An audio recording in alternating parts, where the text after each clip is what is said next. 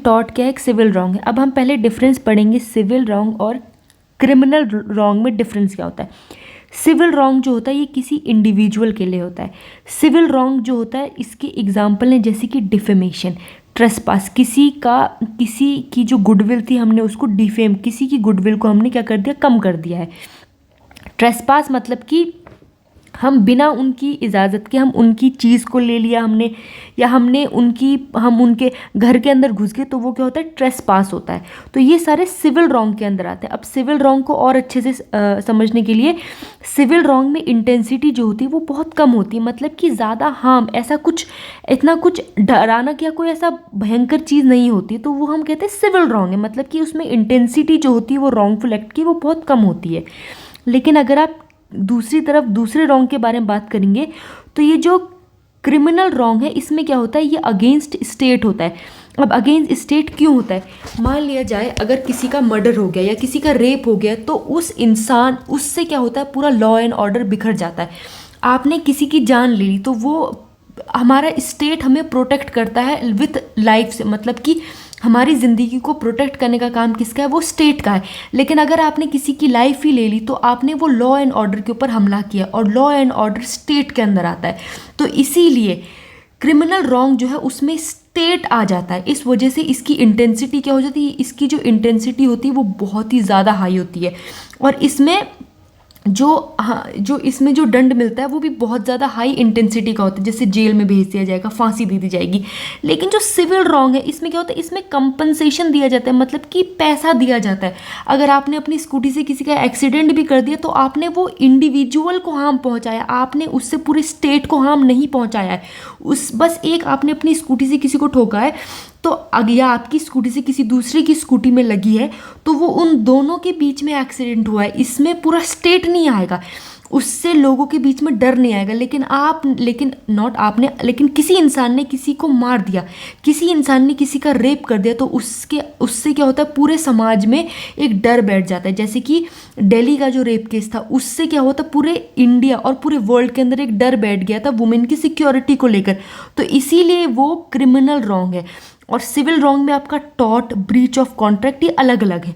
Tort में अब समझ आए कि टॉर्ट सिविल रॉन्ग क्यों है। टॉर्ट सिविल रॉन्ग इसलिए है क्योंकि उसमें इंटेंसिटी बहुत कम है, उसमें इंडिविजुअल को हार्म होती है। अब मैं आपको बताऊंगी टॉर्ट और क्राइम में क्या डिफरेंस है। तो टॉर्ट क्या होता है, पहली चीज़ तो सिविल रॉन्ग, अब तुम्हें समझ आ गया होगा कि सिविल रॉन्ग क्या होता है।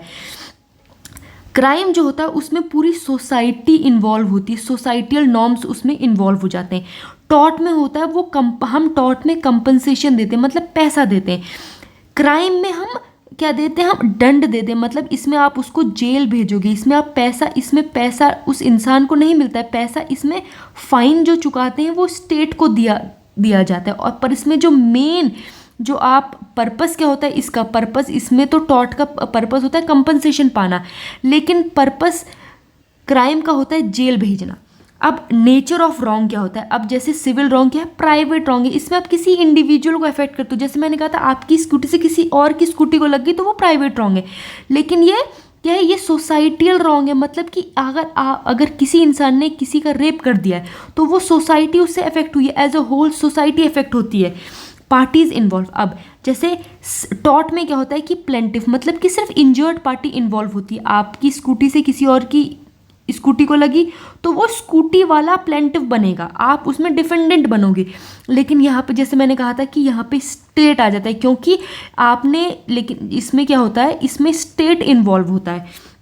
अब स्टैंडर्ड ऑफ प्रूफ, अब ये जो है इसमें क्या होता है, इसमें इंटेंसिटी बताई जाती है। जैसे मैंने ऊपर बताया था, इसमें क्या होता है, लोअर इसमें जो प्रूफ भी होता है वो बहुत हल्का फुल्का होता है, क्योंकि इसमें इंटेंसिटी बहुत कम होती है।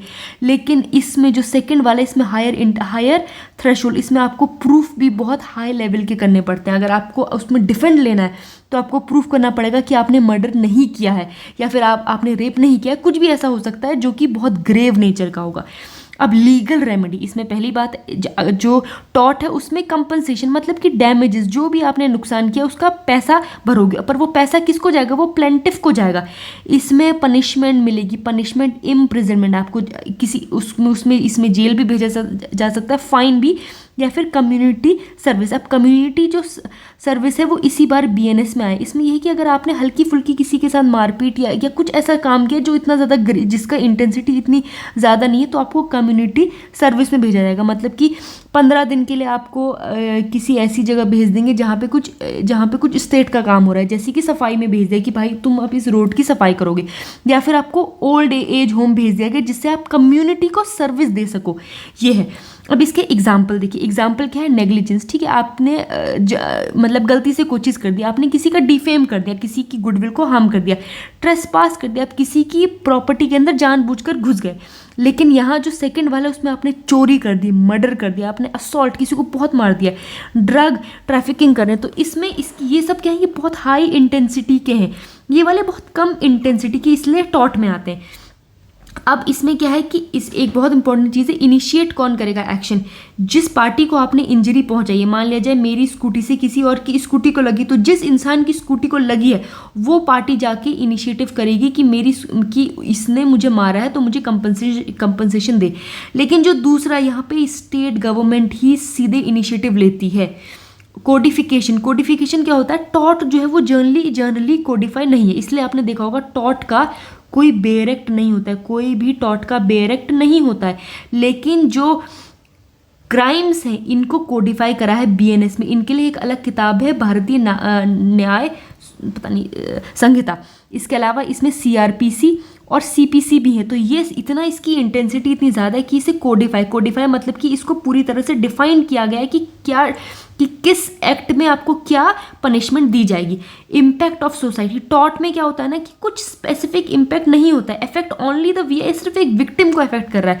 लेकिन जो क्राइम है इसमें पूरी की पूरी सोसाइटी इम्पैक्ट होती है, क्योंकि इसमें पीस और सेफ्टी में इम्पैक्ट आता है। तो ये डिफरेंस अगर कल आता है टॉर्ट और क्राइम में, तो आपको ये सारे पॉइंट लिखने हैं, थोड़े थोड़े भी लिख देना।